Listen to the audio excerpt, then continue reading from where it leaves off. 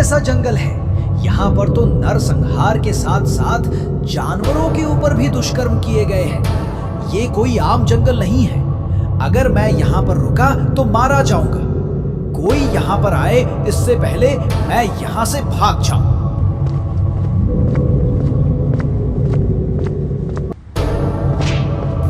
अरे कोई है? सुनो, अगर कोई हो तो बचा लो भाई। मैं मरना नहीं चाहता। ये मेरा खून चूस रही है। अरे ये मुझे चबा लेगी। अरे कोई तो बचा लो हमें। अरे ये तो मदन की आवाज थी। अरे मदन भाई कहाँ हो? बताओ मुझे। मैं तुम्हारा दोस्त पंडित हूँ। बोलो कहाँ पर हो भाई? मैं आ रहा हूँ तुम्हारे पास।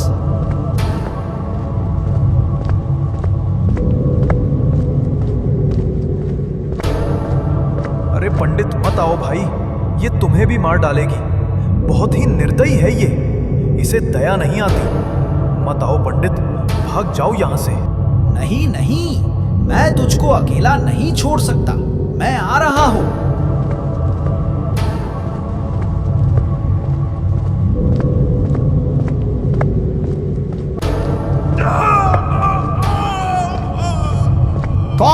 कौन हो तुम? सामने आओ।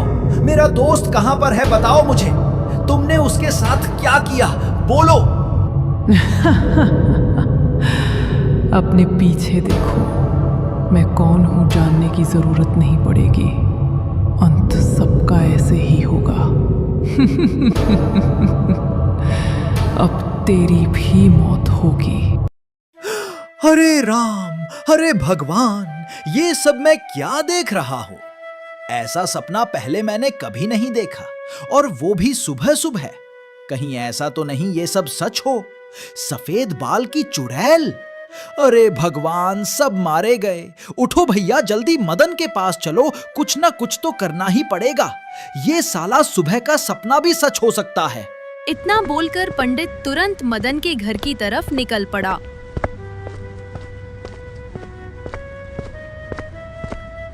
मदन के घर गया, लेकिन मदन वहाँ पर नहीं था। पंडित समझ गया मदन कहाँ मिलेगा। फिर वो आगे बढ़ा और चौपाल की तरफ निकल पड़ा।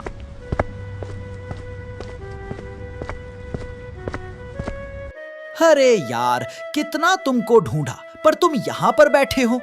साला यार, मैंने गजब का सपना देखा। सब कुछ खत्म हो गया था। जानवरों, बच्चे सब मारे गए, और साथ में तुम भी। आज पहली बार मुझे डर लगा। जानकीपुरम में जरूर कुछ गलत होने वाला है। मदन, समय रहते हमें कुछ करना होगा। क्या करना होगा? तू भी यार पंडित सपना के पीछे परेशान है। कहाँ चलना है? मेरा दिमाग पहले से खराब है, अब और दिमाग मेरा मत खराब करो साला। सुबह सुबह उठा, सोकर देखा तो दोनों बैल ही गायब हैं। अब मैं उसे सुबह से ढूंढ ही रहा हूं, लेकिन कहीं दिखाई नहीं दिए। पता ही नहीं कहां से चोर आ गए गांव में, जो जानवरों की चोरी कर रही है। अरे क्या बात करते हो? 2 दिन पहले तो मेरी गाय खो हो गई, वो भी मुझे मिली नहीं। कहीं ऐसा तो नहीं गांव में चोर आ गए? अगर ऐसा हुआ तो बहुत बड़ी दिक्कत हो जाएगी। हाँ, तुम सही कहते हो। कहीं ऐसा तो नहीं गांव में और भी लोगों के जानवर चोरी हो गए हो? क्यों न चलकर पता किया जाए और चोर को पकड़ा जाए। हाँ, क्यों नहीं, जरूर। चलो गांव की तरफ सबसे पूछताछ किया जाए। इतना बोलकर दोनों गांव की तरफ निकल पड़े।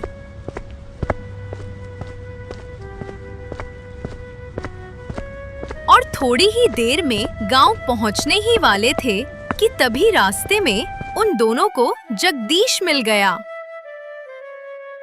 अरे मदन भाई, मेरी बकरियां रात को गायब हो गई। पता नहीं कहां चली गई, मिल नहीं रही है। छोटे छोटे बच्चे उसी के लिए रो रहे हैं। कहां से लाऊं अपनी बकरियां ढूंढ के? मेरे को समझ में ही नहीं आ रहा।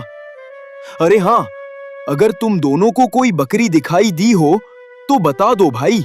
नहीं जगदीश, मुझे कोई बकरी नहीं दिखी। पर कहीं आज रात को तुम्हारी बकरी चोरी हुई थी क्या? बोलो जगदीश। हाँ भाई मदन, आज रात को ही मेरी बकरी चोरी हुई। मेरी ही नहीं, गांव में बहुत लोगों की चोरी हुई और हर घर से कुछ ना कुछ गायब हुआ है। गांव में कोहराम मचा हुआ है। सभी राजा के पास जाने का प्लान बना रहे हैं। ये सब क्या हो रहा है गांव में? कुछ समझ नहीं आ रहा है।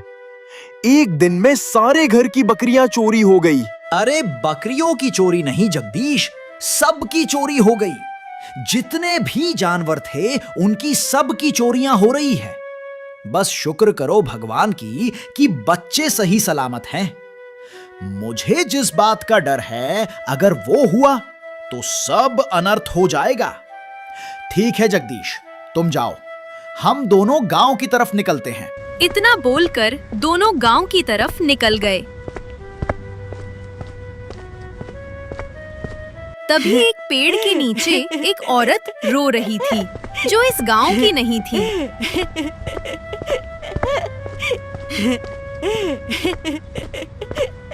उसे देखते ही दोनों लोग रुक गए और फिर उससे बात करने लगे। अम्मा, मेरी बातों का बुरा मत मानना। आप यहाँ पर बैठकर क्या कर रही हैं और आप किस गांव की हैं? क्या आप हमें बता सकती हैं? और हाँ, हमसे बिल्कुल डरे नहीं, क्योंकि हम आपको थोड़ा भी नुकसान नहीं पहुंचाएंगे। इसलिए बिना डरे आप हमसे बात कर सकती हैं। हाँ बिल्कुल अम्मा, हम सब आपके बेटे के जैसे हैं। आप अपना दुख हमसे बांट सकती हैं। अगर हम आपके दुख में आपकी मदद कर सकें तो जरूर करेंगे। बताइए, आपको क्या परेशानी है? हमको क्या परेशानी होगी बेटा, अब तो हमारी उम्र मरने की हुई है। अब जो भी करेगा ऊपर वाला करेगा।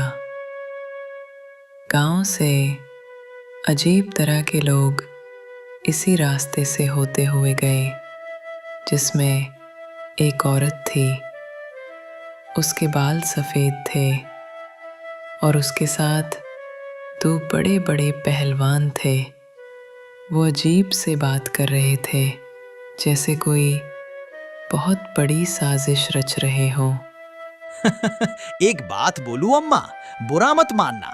आप सच में मरने की उम्र पर हैं और बहुत ही जल्दी आप भगवान को प्यारी भी हो जाएगी।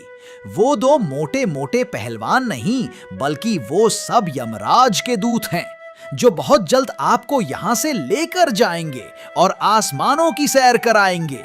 बुरा मत मानना, मजाक कर रहा था। क्या पंडित, खामखा अम्मा के चक्कर में समय बर्बाद किया? चलो अब गांव की तरफ। माफ करना अम्मा, हम सब आपकी मदद नहीं कर सकते। इतना बोलकर दोनों आगे बढ़े। थोड़ी दूर गए ही थे कि तभी पंडित को याद आया सफेद बालों वाली चुड़ैल, और वो रुक गया। रुककर पीछे देखा तो वो बुढ़िया गायब हो गई थी। इतना देखकर वो डर गया और फिर मदन से बोला, अरे देखो देखो मदन, वो बूढ़ी अम्मा चली गई। उसको ढूंढो जल्दी, उससे एक सच का पता लगाना है। अब देर मत करो, चलो मेरे साथ। वो कोई बुढ़िया नहीं, बल्कि एक डायन है, जो यहाँ पर आकर जानवरों की चोरी कर रही है। यार पंडित, तुम सच में पागल हो। भला एक बुढ़िया कैसे जानवरों की चोरी कर सकती है? और उसको क्यों हम ढूंढे? हमको गांव चलना है तो गांव चलना है। पता नहीं कैसे उल्टी सीधी बातें कर रहा है। मेरा तो दिमाग खराब करके रखा है। अब चलो गांव। नहीं जाऊंगा मैं गांव। मैंने तुमको सुबह क्या बताया था कि मेरे सपने में एक सफेद बालों की चुड़ैल और उसके साथ दो मोटे मोटे राक्षस खड़े थे। और जो इसने अभी बताया, मैंने उसे सपने में पहले ही देख लिया था। तो इसका मतलब ये कोई आम बुढ़िया नहीं है। इसको ढूंढो और पकड़ो। अरे हाँ पंडित, मैंने तो ये बात सोचा ही नहीं। चलो ढूंढो फटाफट, ज्यादा दूर नहीं गई होगी। इतना बोलकर दोनों उस बुढ़िया को ढूंढने लगे। वे दोनों काफी दूर ढूंढे, पर कहीं भी उन दोनों को वो बुढ़िया दिखाई नहीं दी। तब वे दोनों थक हार कर रुक गए। पंडित, तुझको नहीं लगता कि बुढ़िया बहुत तेज से चल रही है? साला हम जवान और वो बुढ़िया उसका पीछा नहीं कर पाए। अपनी जिंदगी पर लानत है। मुझे तो खुद पर शर्म आ रही है, खुद पर। जिंदगी पर नहीं पगले, जवानी पर। मैं थूकता हूं तेरी जवानी पर।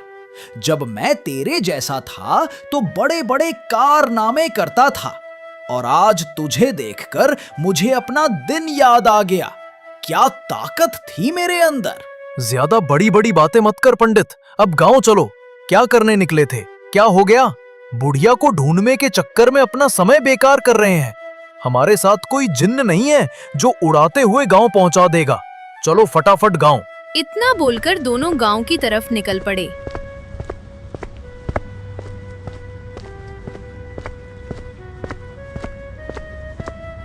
और गांव पहुंचकर लोगों से बातें करने लगे। अरे क्या बात हो गई? तुम सब इकट्ठे क्यों हो? कोई बात हो गई क्या? ऐसा लग रहा है बात बहुत बड़ी है। बोलो यार, कोई तो बोलो, माजरा क्या है? और तुम सबके चेहरे पर ये उदासी क्यों छाई है? अरे पंडित जी, मेरा पति एक बूढ़ी औरत को छोड़ने गया था। काफी देर जो गया, लेकिन अभी लौटा नहीं। जो भी उनको ढूंढने जाता है लौटकर नहीं आता। ये क्या हो रहा है भगवान? कुछ समझ में नहीं आ रहा है। अब तो लग रहा है जैसे इस गांव का अंत होने वाला है। ऐसा नहीं बोलते भाभी, जरूर वे सब किसी जाल में फंस रहे हैं। ऐसा करो, 2-3 लोग मेरे साथ चलो, हम भी तो चलकर देखें कि वे सब कहां गायब हो रहे हैं। और रही बात बुढ़िया की, तो वो बुढ़िया हम दोनों को मिली थी, लेकिन फिर थोड़ी देर में गायब हो गई। हे भगवान, ये सब क्या हो रहा है? सच में जो कुछ हो रहा है बहुत बुरा हो रहा है। चलो अब मेरे साथ कौन कौन चलेगा? जिसको जिसको चलना है देर मत करो, तुरंत चलो। इतना बोलकर मदन और पंडित वहां से चल देते हैं और उनके साथ 2-3 आदमी और रहते हैं। वे सब काफी दूर तक जाते हैं, पर कोई भी आदमी उन्हें दिखाई नहीं देता। थोड़ी देर और जाने के बाद उन्हें उन सब की लाश दिखाई देती है। ये देखकर सभी लोग हैरान हो जाते हैं। अरे भगवान, ये तो वही हुआ जिसे मैंने सपने में देखा था। अभी तो सिर्फ शुरुआत है मदन। अगर समय रहते हम कुछ ना करें, तब देखते ही देखते पूरा गांव समाप्त हो जाएगा। मुझे समझ आ गया अब क्या करना है, क्योंकि सफेद बाल की चुड़ैल बोली थी सबको मार दूंगी। तुम सही कह रहे हो पंडित। अब हमें राजा के पास ही चलना होगा, क्योंकि हम जिन्न भाई का भरोसा नहीं कर सकते। वो दुनिया घूमने गया है और उसे आने में बहुत समय लग जाएगा, इसलिए हम उसका इंतजार नहीं कर सकते। इस सफर को हम दोनों को ही तय करना पड़ेगा। आप सभी लोग मेरे साथ राजा के दरबार चलो। जो कुछ करना है अब राजा के आदेश के अनुसार ही होगा। इतना बोलकर वे सभी राज दरबार की तरफ चल पड़ते हैं।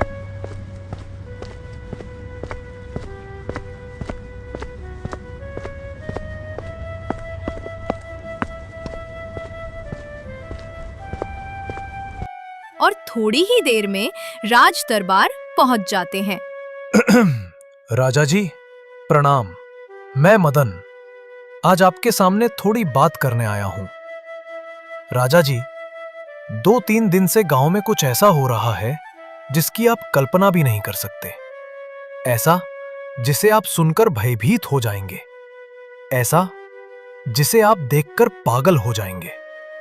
बस मेरी बातों पर विश्वास करना महाराज। गांव में पता नहीं कहां से ऐसा चोर आ गया जो लोगों के यहां चोरी करने के बावजूद लोगों को मार डाल रहा है, और ऐसी मौत मार रहा है जिसको देखने के बाद रूह कांप जाती है। क्या बोल रहे हो? ऐसा कैसे हो सकता है? इससे पहले जानकीपुरम में कोई भी चोर नहीं था, और अचानक से इस राज्य में चोर कहां से आ गया? अगर तुम्हारी बातें झूठी हैं, तो उसकी सजा तुम्हें मिलकर रहेगी। अरे चुप कर राजा, पागल है क्या तू? साला इधर गांव का आदमी मरा पड़ा है और तुझे मजाक लग रहा है? अरे उससे जाकर पूछो जिसके घर का कोई आदमी मरा है। मुझे डर नहीं लगता राजा जी आपसे।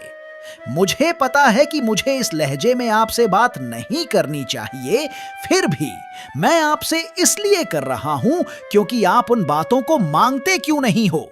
लोग आपके यहां आकर 2-2 बार सूचना पहुंचाई है, लेकिन कोई भी कार्यवाही नहीं की गई, और इसके लापरवाही की वजह से आज गरीबों की मौत हुई है। उसके जिम्मेदार आप हैं। अरे पंडित, पागल हो गया है क्या तू? कोई राजा से ऐसी बात करता है? अगर वो गुस्सा हो गया तो तुम्हारी जिंदगी जेल में सर जाएगी, इसलिए माफी मांग लो, अभी भी समय है।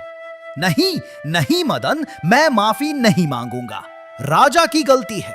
मैं एक न्याय प्रिय राजा के सामने ही झुकूंगा, चाहे तो मेरा सिर कट जाए।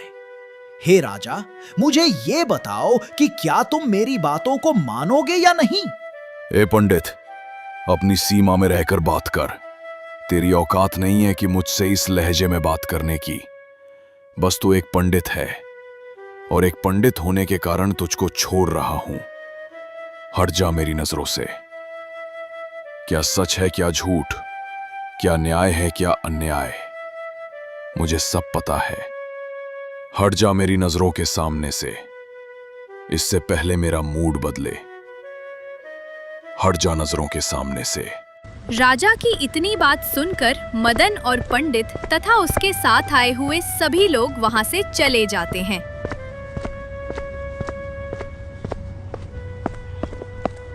और थोड़ी देर में राजा का मंत्री राजा के पास आता है और राजा से कहता है, महाराज, रानी साहिबा अपने शाही कक्ष में नहीं है। पूरा राजमहल ढूंढा, एक एक कोना ढूंढा, लेकिन कहीं भी रानी साहिबा दिखाई नहीं दी। गांव वालों का कहना है कि रानी को कोई बड़ा सा राक्षस उठाकर लेकर गया है। राजा जी, ऐसे मामले गांव से भी आए हैं। मैंने खुद अपने आंखों के सामने उनकी कटी लाशें देखी है महाराज। गांव के लोग डरे हुए हैं। अब आप ही कुछ कर सकते हैं महाराज। नहीं नहीं मंत्री, मैं कुछ नहीं कर सकता।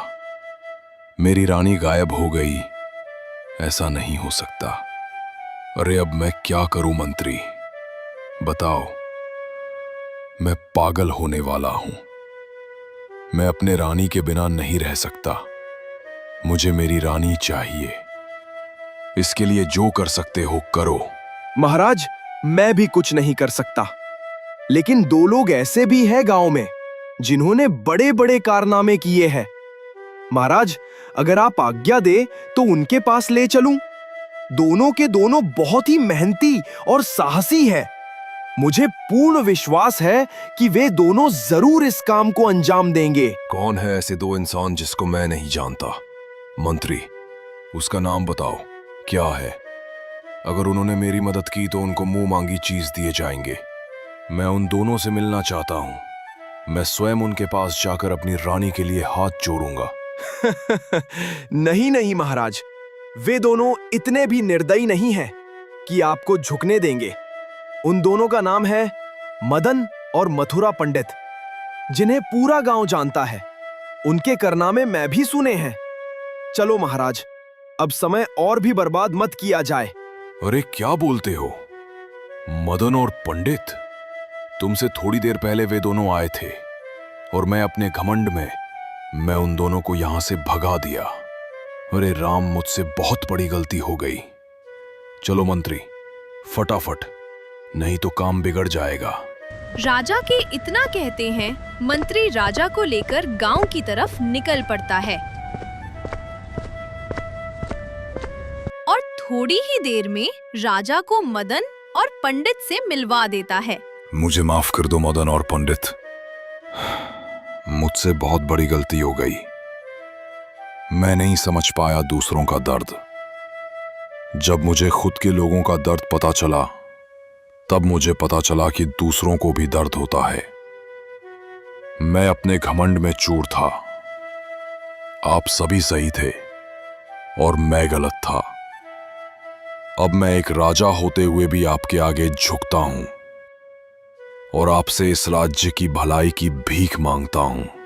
अरे राजा जी, नहीं नहीं, ऐसी बातें नहीं करते। अगर आप हमें कहने नहीं आते फिर भी मैं अपने कर्तव्य का पालन करता। आप अपने राजमहल वापस जाएं। अगर आपकी रानी गायब हो गई है, अगर रानी साहिबा जिंदा हैं, तो मैं उनको ढूंढकर वापस लाऊंगा। आप घबराए नहीं। बस मैं इतना चाहता हूं कि जब तक मैं सफर में रहूं, आप गांव वालों की रक्षा करें। बस इतनी विनती है आपसे। हाँ महाराज, आप हम पर विश्वास रखें। हम दोनों ने पहले भी बहुत बहुत बड़े कारनामे किए हैं। हमें खुद पर विश्वास है। इस बार भी हम विजयी होकर लौटेंगे। बस मुझे एक दोस्त की जरूरत है जो बहुत जल्द इस नए सफर में आने वाला है। उसके आते ही समझो पूरा पासा पलट जाएगा। अब मुझे आप आज्ञा दें, हम दोनों अपने मार्ग में आगे चले। इतना बोलकर दोनों वहां से चल देते हैं।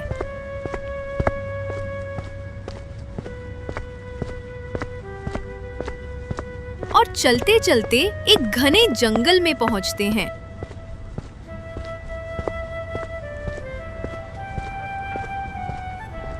वे सब चलते चलते थक गए और फिर एक पेड़ के पास थोड़ी देर रुककर आराम करने लगे। तभी उनके कानों में एक औरत के रोने की आवाज सुनाई दी। पंडित तुरंत समझ गया। अरे मदन, ये तो वही बुढ़िया की आवाज है जो हम तुमको गांव के किनारे मिली थी। चलो ढूंढो फटाफट, तुरंत इस बार भागनी नहीं चाहिए, उसको पकड़कर सबक सिखाएंगे। इतना बोलकर दोनों लोग बुढ़िया की तलाश करने लगते हैं।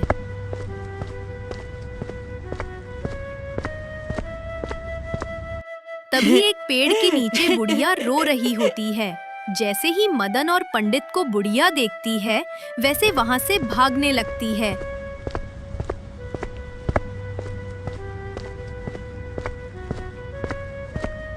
तुरंत मदन और पंडित उसका पीछा करने लगते हैं।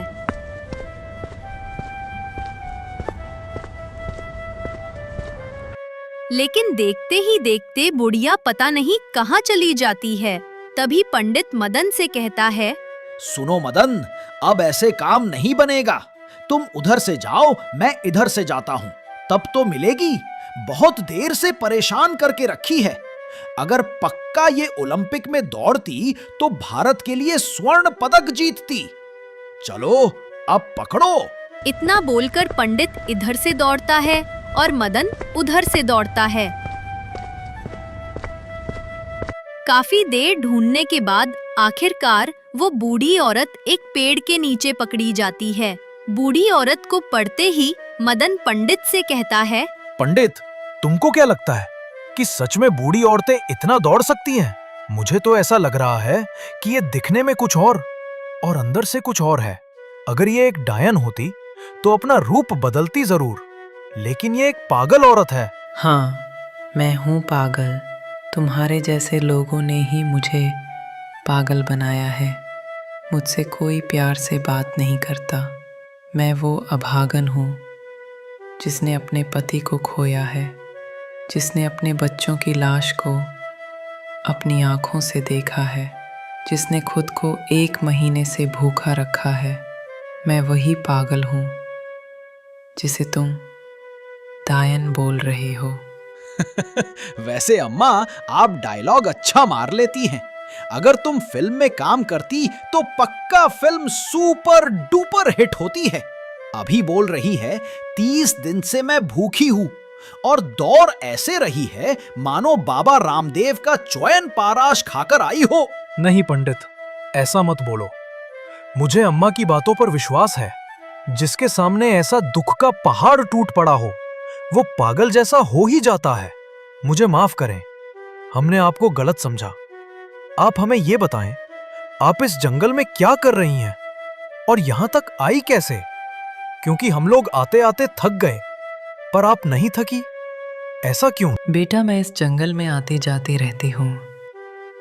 यहाँ पर एक तालाब है जिसका जल बहुत पवित्र है और उस जल को पीते ही सारी बीमारियां दूर हो जाती है। और मेरे थकने का राज वही तालाब का पानी है। मैं उसे रोज पीती हूँ और अब मेरे पास उस तालाब का पानी खत्म हो चुका है, इसलिए मैं उसे लेने जा रही हूँ। मेरी बात मानो, अगर तुम्हें भी थकान लग रही है तो मेरे साथ चलो और उस तालाब का पानी पी लो। देखना, पूरी थकान दूर हो जाएगी। वो अम्मा जी, इसका मतलब आप डॉक्टर भी हैं? अभी तो सिर्फ तुमने मदन की बातों का जवाब दिया है, अभी तो मेरी बातों का जवाब भी देना पड़ेगा। अब मुझे ये बताओ कि तुमने उस दिन एक सफेद बाल की चुड़ैल और 2 राक्षसों को देखा था या नहीं देखा था? अगर देखा था तो वे सब किधर गए अब बताओ, तभी मैं तालाब तक चलूंगा। बेटा, तुम्हारे जैसे मुझे छोड़ने दो। लोग आए थे, मैंने उनको भी यही बातें बताई, लेकिन उन्होंने मेरी बातें नहीं मानी और मुझे छोड़कर आगे चले गए, और फिर अंततः वे दोनों मारे गए। इसलिए बेटा, इस पर बात मत करो। मेरे साथ चलो, उस तालाब का पानी पी लो। सारी बातें भूल जाओगे। वो इतना मीठा है, मानो शहद खा रहे हो। आहा आहा, शहद नाम सुनकर मुंह में पानी आ गया। अब देर मत करो अम्मा, तुरंत चलो, मुझे उस तालाब का पानी पीना है। बहुत जोरों से प्यास लगी है। पंडित के इतना बोलते ही बूढ़ी अम्मा मदन और पंडित को उस तालाब की तरफ ले जाती है और थोड़ी ही देर में उस तालाब के पास पहुंच जाती है और फिर मदन और पंडित से कहती है, सुनो बेटा, पहले तुम दोनों पानी पी लो, फिर मैं आराम से पी लूंगी, क्योंकि तुम दोनों काफी देर से थके। इसलिए सबसे पहले मुझे पीकर बताओ कि ये पानी कैसा लग रहा है। बूढ़ी अम्मा की बातों में आकर पंडित और मदन तालाब के किनारे पहुंच गए। जैसे ही पानी पीने वाले होते हैं, वैसे उनका साथी जिन वहां पर आ जाता है और मदन पंडित को रोक देता है। कहाँ कहाँ मदन और पंडित पागल हो रहे हों। ये कोई मीठे पानी का तालाब नहीं है जो तुम पीने आ रहे हो। ये एक श्रापित तालाब है और ये बुढ़िया कोई बुढ़िया नहीं है, बल्कि एक राक्षस जो इस तालाब तक लोगों को बहला फुसलाकर यहाँ तक लाता है और फिर उन्हें पानी पीने को कहता है। जैसे ही वो सब पानी पीने जाते हैं, वैसे ही तालाब उनको निकल जाता है और फिर बदले में इसको शक्तियां देता है। अरे मोरी अम्मा, ये स्त्रीलिंग से पुनिंग बन जाता है और मैं भी इन सब के जाल में फंस गया। बहुत बहुत धन्यवाद मोटे सांड, सही समय पर आकर हम दोनों की जान बचाई। और तेरी बुढ़िया की बड़ी मीठी मीठी बातें करती है। मीठी मीठी बातें करते करते मुझे मीठे पानी तक लाई। अब दिखा अपना असली रूप। पहले तो मैं तुमसे नाराज हूं जिन भाई, क्योंकि तुम आए इतने लेट और हम दोनों काफी देर तक, मतलब काफी दिन तक इंतजार किए, और तुम दुनिया की सैर करने गए थे, आने का नाम ही नहीं ले रहे थे। इसलिए मुझसे बात बिल्कुल भी मत करना। सॉरी भाई लोग, रियली सॉरी। मुझे पता था कि तुम सब मुझसे नाराज हो, बट मैं सफर में था, एक नया सफर। लेकिन उधर मजा नहीं आया तो सोचा क्यों ना अपने पुराने फ्रेंडों से मिलकर एक नया सफर जारी किया जाए। लेकिन तुम दोनों ने पहले से एक नया सफर जारी किया है। अरे यार भाई, पहले मेरी बात तो मानो। पहले इस बुढ़िया को इसका असली रूप में बदलो, हम सबको देखना है। जैसा आप कहो दोस्तों। लो, आबरा का डाबरा है जिन्नी शक्तियां, इस बुढ़िया को इसके असली रूप में लेकर आओ। जिन्न के इतना कहते ही वो बुढ़िया एक राक्षस में बदल जाती है। राक्षस में बदलते देख मदन और पंडित डर जाते हैं और फिर राक्षस जिन्न से कहता है, अब जब मेरा असली रूप देख ही लिए हो, तो अब मेरी ताकत का अंदाजा भी लगा सकते हो। तुमको चींटियों के जैसा मसल दूंगा। अभी तक मैंने तुम्हारे जैसे बहुत लोगों को मारा है, कोई मुझसे जीत नहीं पाया, और इस बार तुम भी मारोगे। जितनी दूर भगाना चाहे भाग लो, कोई नहीं बचा पाएगा। तुमने सिर्फ इंसानों को मारा है, लेकिन मैं इंसान नहीं, मैं हूं एक जिन्न, और तेरे जैसे राक्षस मेरे पांव दबाते हैं। और अब किसी को भागना है, किसको रुकना है, ये तो समय ही बताएगा। मैं कहता हूं खुद को बचा सकते हो तो बचा लो। तो ठीक है, तो तू मेरी शक्तियों का मुकाबला करके दिखा। मेरी शक्तियां सबसे बलवान है। मैं हूं ताकत का देवता, मुझको कोई नहीं मार सकता। मुझे मारने का मतलब स्वयं भगवान को अवतार लेना होगा। तेरे जैसे नीले इंसान मेरा कुछ नहीं बिगाड़ सकते। तुझे तो मैं कच्चा चबाऊंगा और इस पंडित की मुंडी काट के खा लूंगा। अरे क्या बोला रे, मेरी मुंडी खाएगा? अब तो तेरा बच पाना मुश्किल है। अरे जिन्न भाई, देर किस बात की कर रहे हो? क्या कोई मुहूर्त देखो इसे मारने के लिए।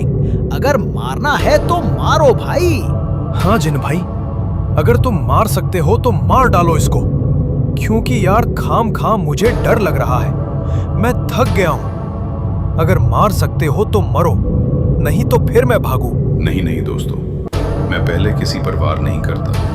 अगर उधर से वार हुआ तभी इधर से वार होगा। जब तक ये किसी को नुकसान नहीं पहुंचाएगा तब तक मैं इसको नुकसान नहीं पहुंचा सकता। अच्छा तो चल ठीक है, मेरी शक्तियों का मुकाबला करके दिखा तो मैं जानूं। इतना बोलकर राक्षस जिन पर हमला कर देता है।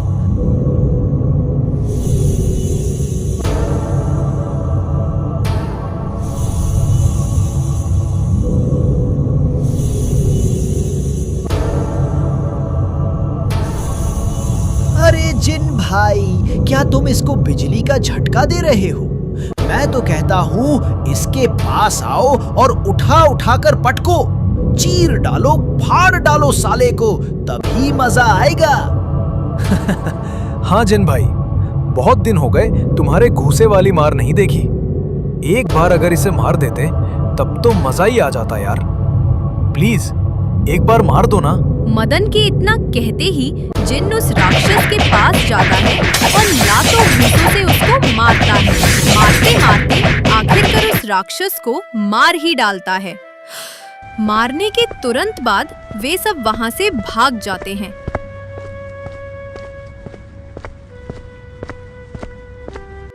और एक जंगल में जाकर थोड़ी देर रुककर आराम करने लगते हैं। अगर राक्षस पंडित के मुंडी खा लेता तो पंडित क्या करता? मुझे तो ये बात सोच सोच कर हंसी आ रही है कि राक्षस ने पंडित की मुंडी को ही क्यों खाना चाहा। अरे मदन, तू मेरे मुंडी के पीछे मत परेशान हो। अगर परेशान होना ही है तो इस मोटे के पीछे परेशान हो। ये अंग्रेजी में बोलता है मतलब क्या, 1-2 देश घूम कर चला आया है, अब से अंग्रेजी में बात कर रहा है। अरे मदन भाई, मैं अंग्रेजी में ही नहीं बहुत सारी भाषाओं में बात कर सकता हूं। मैंने सारी दुनिया को घूम लिया।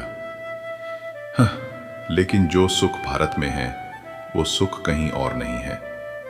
मुझे बहुत अच्छा लगता है यहाँ पर, क्योंकि मेरे पास है मेरे सबसे अच्छे दोस्त, और मैं अपने दोस्त को छोड़ सकता नहीं। भले मैं कहानी के बीच में जाऊं, पर आऊंगा जरूर। अगर जिन भाई बुरा ना मानो तो क्या हम दोनों थोड़ी देर के लिए सो जाएं? क्योंकि रात होने वाली है और मैं नहीं चाहता कि रात में हम दोनों सोए, क्योंकि जंगल रात में ज्यादा खतरनाक होता है और मुझे लगता है कि रात बस केवल थोड़ी देर में हो जाएगी। ठीक है दोस्तों, अब तुम सब आराम करो और मैं कुछ खाना के लिए बाहर जा रहा हूँ। इतना बोलकर जिन वहां से चला जाता है और फिर पंडित मदन दोनों सो जाते हैं। सोते सोते रात हो गई और जिन वापस आ गया। फिर उन दोनों को उठाता है। अरे वो पंडित मदन, उठो यार, बहुत समय हो गए, अब चलना होगा। नहीं, ये जंगल बहुत खतरनाक है, बच पाना मुश्किल है। उठो उठो, तुरंत उठो, सफर को आगे बढ़ाना है। जिन के इतना कहते ही वे दोनों लोग उठ जाते हैं और फिर पंडित जिन से कहता है, अरे यार, सोने में बहुत मजा आई। बुरा ना मानो तो थोड़ी देर और सो जाऊं। कसम से यार, नींद मेरी पूरी नहीं हुई अभी। आहा, जंगल में सोने के मजे ही अलग होते हैं। क्या ठंडी हवाएं जो दिल को सुकून देती हैं, उनकी बात ही अलग है। आनंद ही आनंद छिपा है जंगल में। पंडित तू भूल मत, इसी जंगल में कितने खतरनाक जानवर भी रहते हैं और कुछ बुरी आत्माएं भी रहती हैं। अगर वो तुम्हारे पास आ गए तो तुमको 10 दिन नींद नहीं आएगी। इसलिए ज्यादा बोल नहीं, अपने आलस को कम करो और यहाँ से तुरंत चलो, क्योंकि अब अपने पास वक्त नहीं बचा। आपको सोना नहीं है, चलते रहना है। ठीक है ठीक है, कहाँ आज मेरी बात मानोगे? कोई बात नहीं, सबका समय आएगा, मेरा भी आएगा। किसी को जबरदस्ती चलाया जा रहा है उसकी इच्छा के बिना, ये कहाँ का न्याय है? फिर भी मैं चलता हूँ। चलो भाई लोग, तुम सब भी बहुत निर्दयी हो। इतना बोलकर सभी सफर के लिए निकल पड़ते हैं।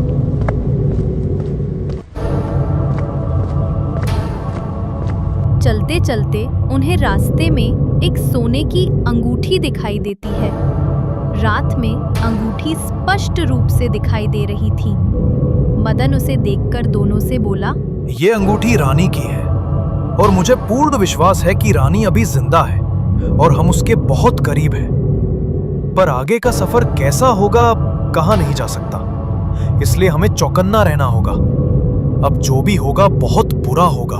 वैसे मदन, तुम्हारी बातें मेरे कानों में नहीं पड़ रही हैं। मैं इतनी दूर का सफर नींदों में तय कर दिया। तुम किस अंगूठी की बात कर रहे थे? क्या हुआ, अंगूठी खरीदनी है क्या? इतनी देर से बड़बड़ बड़बड़ किए जा रहे हो। अरे पंडित, नींद खोलो, सामने देखो, रानी की अंगूठी पड़ी है। अब रानी हम सबके बहुत करीब है और जिंदा भी है। उसे बचाना हमारा सबका कर्तव्य है और उन बुरी शक्तियों का अंत भी करना होगा। अरे यार, ये तो कोई राजशाही अंगूठी है। इसका मतलब रानी को इधर से ले जाया गया है। अब रुकने का वक्त नहीं है। चलते रहो जब तक कोई और सुराख ना मिल जाए। रुकने का नाम मत लेना। सफर सच में बहुत खतरनाक है। संभल कर चलना ही पड़ेगा। इतना बोलकर वे सभी वहां से चल देते हैं।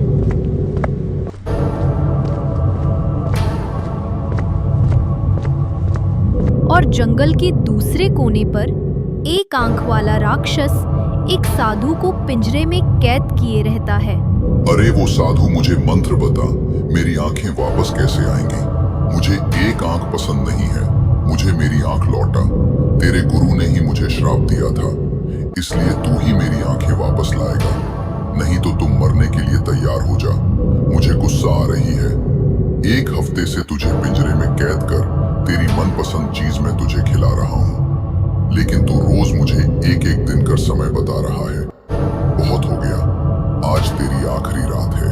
अरे मेरे भाई, तुझको मैं 1 हफ्ते से बता रहा हूँ, मुझे मार डालोगे तब भी तेरा श्राप नहीं जाएगा, इसलिए मुझे छोड़ दे। मुझे मेरे शिष्यों तक जाना है, वे सब मेरा इंतजार कर रहे हैं और जब तक मैं उनके पास नहीं जाऊंगा वो पागल सा घूमते रहेंगे। इसलिए मैं तुमसे विनती करता हूँ कि मुझे जाने दो, मैं इस श्राप का तोड़ नहीं हूँ। कोई बात नहीं, मैं एक आंख से भी काम चला लूंगा, लेकिन तुमने 1 हफ्ते से अपनी बहुत सारी डिमांड मेरे सामने रखी।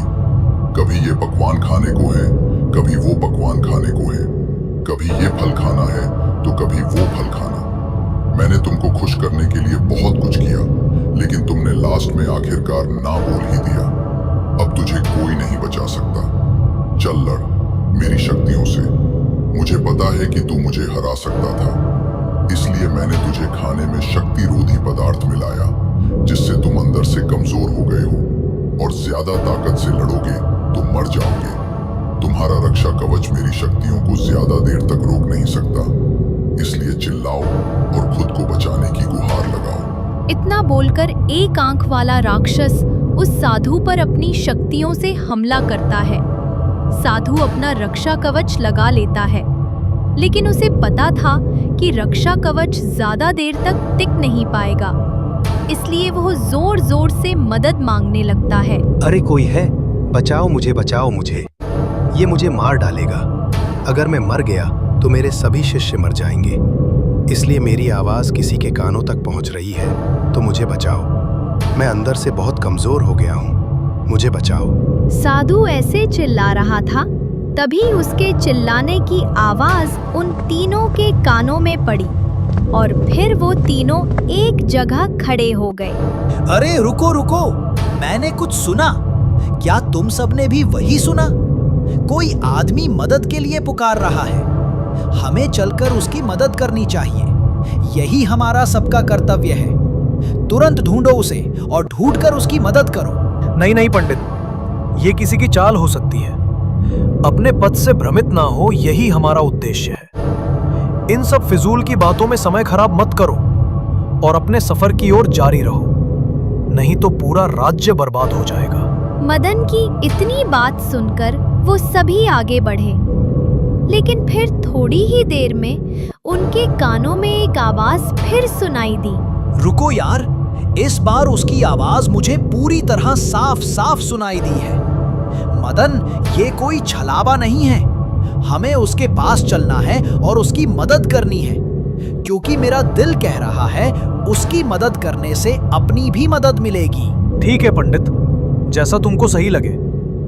सुनो जिन्न भाई, हम सबको उसके पास ले चलो, क्योंकि अगर पंडित का दिल बोल रहा है कि उसकी मदद करने से अपनी मदद होगी, तब हमें उसकी मदद करनी ही होगी, क्योंकि सफर को आसान करना है कठिन है।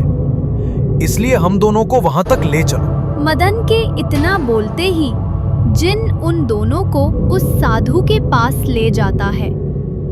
साधु मदन, पंडित और जिन को देखकर मदद मांगने लगता है। अरे पंडित, मेरी मदद करो, ये मुझे मार देगा और मेरी वजह से मेरे शिष्य मर जाएंगे।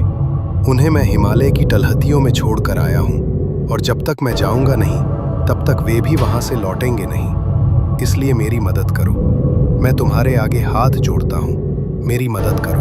आप घबराए नहीं साधु बाबा, मैं आपकी मदद करने ही आया हूँ। मुझे पता है आपकी शक्तियां छिड़ हो गई हैं, इसलिए आप धैर्य बनाकर रखें और इस एक आंख वाले राक्षस के मरने का इंतजार करें, क्योंकि आपने काफी दिन से किसी बड़े राक्षस को मरते नहीं देखा। आज देखकर आपका दिल प्रफुल्लित हो उठेगा। क्या बोल रहा है रे पंडित, तू मुझे मारेगा? तेरी औकात इतनी हो गई कि तू मुझे मारेगा? हाँ, बहुत हो गई तेरी नौटंकी। जितना बोलना था बोल लिया।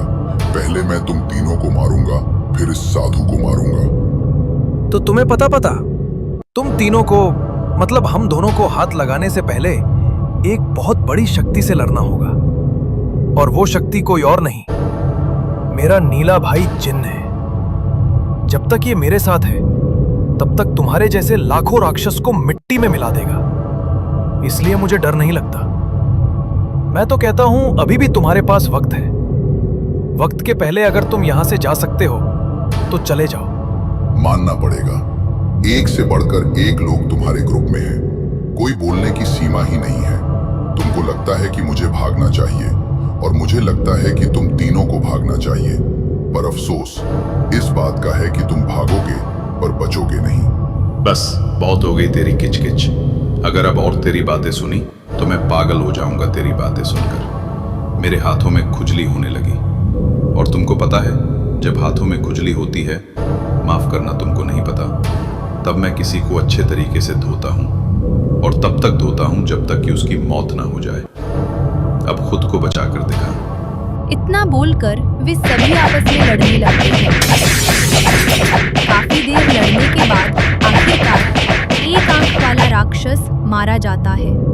राक्षस के मरने के बाद साधु बाबा पिंजरे से आजाद हो जाते हैं और फिर तीनों लोग से कहते हैं, आपका बहुत बहुत धन्यवाद। आज आपकी वजह से मेरी जान बची, जिसका आभार मैं कैसे चुकाऊं कुछ समझ नहीं आ रहा है। बताइए मैं आपकी क्या मदद कर सकता हूँ? वैसे तो मैं अंदर से बहुत कमज़ोर हो गया हूँ, और जब तक उसके पिंजरे में कैद था तब तक मेरी शक्तियाँ मेरा साथ नहीं दे रही थी। बोलो, अभी मैं तुम्हारी कैसी मदद करूँ? साधु महाराज, हमें कुछ नहीं चाहिए, बस हमें इतना बता दो कि क्या आपने कभी सफेद बालों वाली चुड़ैल के बारे में सुना है, जो गांव से बच्चों को, जानवरों को, यहाँ तक कि बूढ़े इंसानों को चुरा कर ले जाती है? बेटा, क्या हुआ? वो सफेद बाल की चुड़ैल आपके गांव तक पहुंच गई। अब बहुत अनर्थ हो जाएगा। उसका मुकाबला करना बहुत कठिन है। मेरे गुरु से एक बार उसका मुकाबला हुआ था। उसके वार से मेरे गुरु 10 साल बाद मर गए।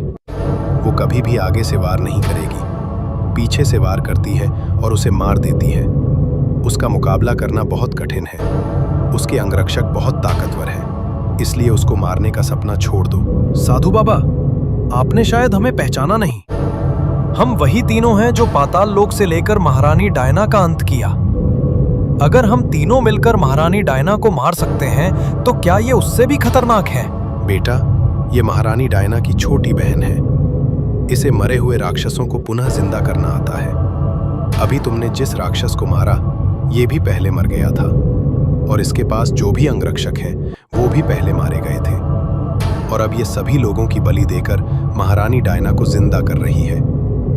अगर महारानी डायना वापस आ गई तब ये पृथ्वी काली शक्तियों की गुलाम हो जाएगी, और फिर इसे कोई नहीं हरा सकता। साधु बाबा, तभी मैं सोच रहा हूं कि मैं जिससे मिल चुका हूं फिर उनसे क्यों मिल रहा हूं? और ये लोग जो गायब हो रहे हैं वो सब मारे क्यों जा रहे हैं? अब मेरी बात समझ में आ गई। ठीक, सफेद बाल की चुड़ैल बलि देकर महारानी डायना को जीवित करना चाहती है। तो साधु बाबा इसे रोकने का कोई उपाय तो होगा। अगर कोई उपाय है तो आप हमें बताएं, हम इसे रोक सकते हैं। हाँ बेटा, एक ही उपाय है, काली अमावस्या। वो काली अमावस्या को अगर किसी राजर्षि खून की बलि देती तब महारानी डायना वापस जिंदा हो जाएगी। तो इसका मतलब हमें रानी को बचाना होगा। काली अमावस्या सिर्फ 2 दिन बची है।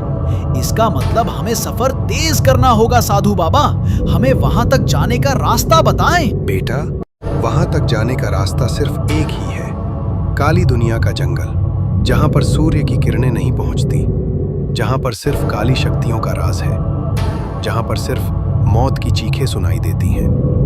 तुमको यहां से सीधे आगे जाना होगा। वहां पर एक गुफा मिलेगी। उस गुफा में प्रवेश करना है। प्रवेश करते ही एक मंत्र का जाप करना होगा। मंत्र के जाप करते ही तुम्हें वो मंत्र उस काली दुनिया के जंगल तक ले जाएगा।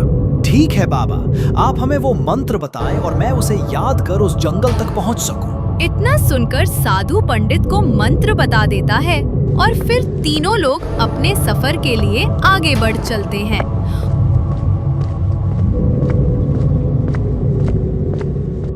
और फिर थोड़ी देर बाद उन्हें वो गुफा दिखाई देती है। उस गुफा में वो सभी प्रवेश करते हैं। प्रवेश करते ही पंडित एक मंत्र पढ़ता है और फिर सभी अचानक से गायब होकर उस काली दुनिया के जंगल में पहुंच जाते हैं। वहां का मंजर ऐसा था मानो जैसे सूर्य की किरणें कभी आई ही ना हो। वे सब थोड़ा आगे बढ़ चले, लेकिन कहीं भी रानी उन्हें दिखाई नहीं देती। तभी पंडित जिन से बोलता, सुनो, अब वक्त आ गया है। तुम्हारे शक्तियों का ये काली शक्तियों का जंगल है और यहाँ पर हम भटकते रहेंगे, पर रानी कहीं मिलेगी नहीं। इसलिए तुम अपनी शक्तियों का प्रयोग करो और रानी को ढूंढ कर पता करके यहाँ पर आओ। हम दोनों यहीं पर तुम्हारा इंतजार कर रहे हैं। जाओ और लौट कर आओ। पंडित, पता नहीं क्यों मेरा मन घबरा रहा है और मुझे रोक रहा है जाने को। बोलो तो ना जाऊं, क्योंकि तुम दोनों को इस घने और खतरनाक जंगल में छोड़कर जाना सही नहीं है। अरे पगले, खामखा क्यों परेशान होता है? जो किस्मत में लिखा है उसे कोई टाल नहीं सकता। इसलिए मेरे भाई, मेरे दोस्त, जो होना है होकर रहेगा और उसके लिए मैं परिश्रम करता हूँ। तुम जाओ, मुझे कुछ नहीं। पंडित की इतनी बात सुनकर जिन वहां से चला जाता है।